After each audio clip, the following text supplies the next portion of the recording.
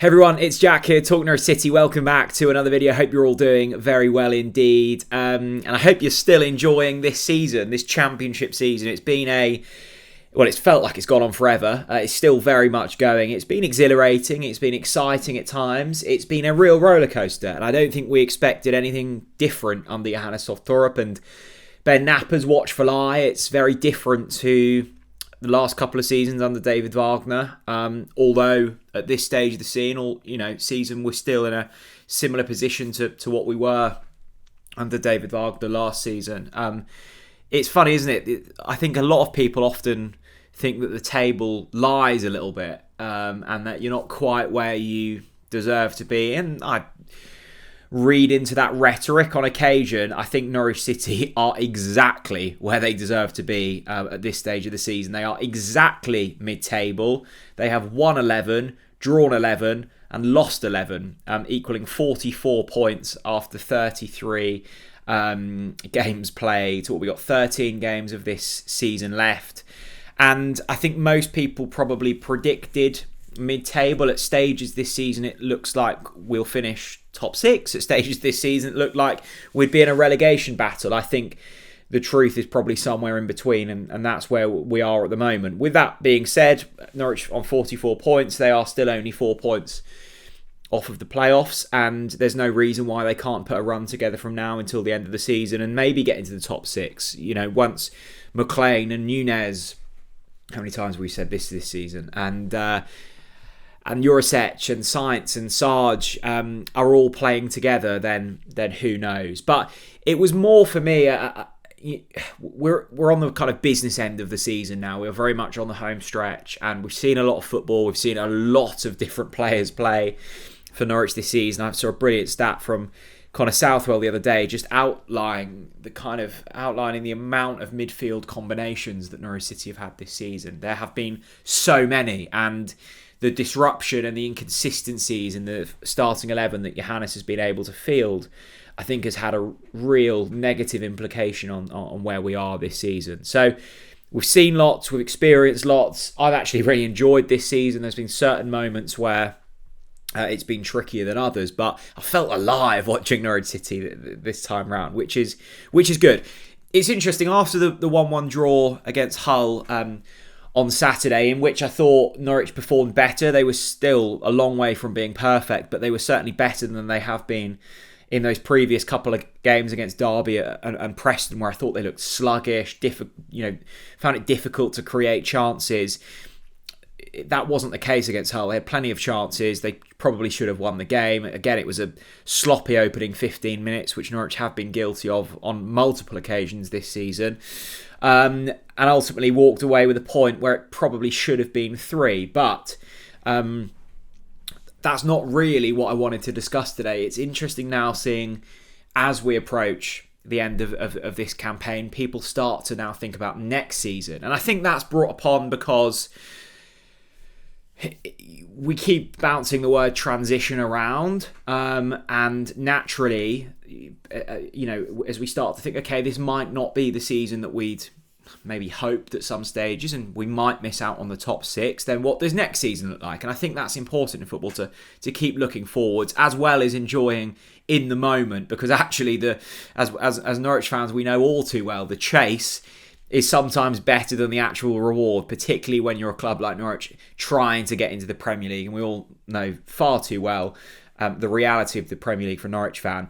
But it raises question marks around certain players, doesn't it? Josh Sargent, Borja Sainz, Marcelino Nunez, Kenny McLean. The list goes on. Angus Gunn, add them into the list. Players that are maybe coming towards the end of their contracts, or will be in the eye line of multiple clubs. I'm thinking of Josh Sargent and kind of Marcelino Nunez in these instances. It's that fear of transitioning into a new season without your better players. That list I've just mentioned there. If we're talking about Angus Gunn, I think we probably know about his future. I can't see it being at Norwich City. His drop-off has been quite stark this season. I love Angus. He's a Norwich boy. I love him dearly, but he has been poor for the last couple of months, really, and his statistics kind of back that up as well. So I don't think the uncertainty around his contract has helped with that. I think in terms of goalkeeping, we won't be seeing Angus Gunn in a Norwich City shirt next season. That's my gut feeling here, and I think that's fairly, you don't have to be a genius to piece those things together. I might be wrong, but that's where I think we're heading at the moment. Josh Sargent is an interesting one. I still have him down. When fit, is the best out-and-out striker in the Championship. I think he's brilliant. Again, fantastic header on Saturday. He scores goals when he plays football. It's as simple as that. I think he's the highest-rated player in the highest-rated striker in the Championship this season. His goal-scoring record is phenomenal. He's just not fit enough. I've got a good feeling about Josh Sargent potentially being around the football club next season. I think the big one is around Borja Sainz. He enters, I think, his last year of his contract. There have been a few more stories come out in the last couple of days that there were, as to be expected, there was interest around Borja in January from clubs in Italy. Borja, I think, will demand a fairly chunky transfer fee, and rightly so. He is absolutely magnificent when on form. He's streaky. He is a streaky player. I don't think he's actually scored since the middle of November, so we're talking about 2 months now, and is still the Championship's top scorer this season, which is very strange at this stage. I think he's got, 14, 15 goals in the league and remains the top scorer. But I keep thinking, is the sale of Borja Sainz, or the potential sale of Borja Sainz, actually the worst thing to happen for Norwich? They've brought in Matej Jurisic, they've got Dobbin, who knows where his future will be. In terms of wingers, I wouldn't feel too uncomfortable with a future without Borja, as long as the money is right. And I'm looking 15 million quid upwards here. I think that would be a fair sum. And thankfully we had that real streaky patch at the start of this season that will have elevated that price tag. The nice thing, we've said it before here, Norwich aren't in a position where they have to sell. They don't financially have to do anything now. Of course, if a big bid comes in and they feel it's suitable, they're not going to turn it down. I'm not saying they won't sell, but they don't have to sell. And I think that's a really nice place to be in for Norwich now. They don't have to do certain deals that they don't necessarily want to do. They can do deals that they feel comfortable with on their terms. And I think we saw the fruits of that labour in the summer when we got good money for Johnny Rowe, good money for Adam Eder. We have the power in these negotiations, and that will make a huge difference in terms of end result. So Borja will probably be going in the summer, I would have thought, unless there's a miracle happens and Norwich somehow get promoted. I think Marcelino Nunes will stay. I think there's a real nice project to build around him here at Norwich. Unfortunately, again, much like Sargent, has been good when fit, but hasn't been fit enough this season. That's, of course, not really his fault, but it's been unfortunate.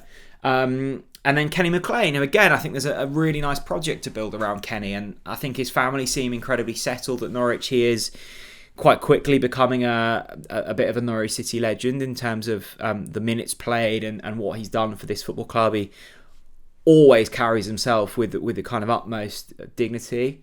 I think he's a really shrewd player, and I think you notice Kenny more when he's not playing. I thought it was noticeable against Preston at home last week. I thought Norwich they can't get through the gears quick enough without Kenny in the middle of the park. So there will, of course, be departures this summer. I think it will be very likely that Borja leaves. I think Angus Gunn will also be off. You've also, of course, got a couple of loanees in Callum Doyle and Dobbin. Who knows where their future lies. But I think the message of this video is, let's not worry about that too much. And I've seen enough so far from Napa and Johannes with the recruitment to believe that money, if players are sold, will be reinvested quite nicely. I like the January transfer business with Jacob Wright and McConville and Slimane and Dobbin and Jurisic. I like all of those signings. And then in the summer with Schwartau and Sinats and Callum Doyle, Cordoba, Crescene, we're building a profile of player here. And I'm not saying that Borja, certainly not saying Borja doesn't fit into that. He's a brilliant, majestic player, and if I had my way, I would certainly keep him at Norwich City. But there is a future beyond these players if they were to leave. We are ultimately trying to build a project, a structure where people can come and go, and ultimately that style and philosophy on the pitch doesn't really go adrift. We saw it beautifully demonstrated by Daniel Farker and Stuart Webber in those first few years. You build a philosophy, a structure, and people can drop in and drop out, and ultimately not a lot changes on the pitch. That's where we're trying to get to, and I think we are on that way. It's going to be tough, and there will be, I'm sure, more stumbling blocks along the way, but it does feel as if something is moving in the right direction. So we shall see what happens in the summer. I'm sure there will be plenty more rumours from now until when the transfer window opens and then closes. But I think in terms of the core of this squad, we'll be okay. That's my message. What do you think? Let me know down in the comment section below. Thanks very much for watching, and I'll see you all again very soon. Bye-bye.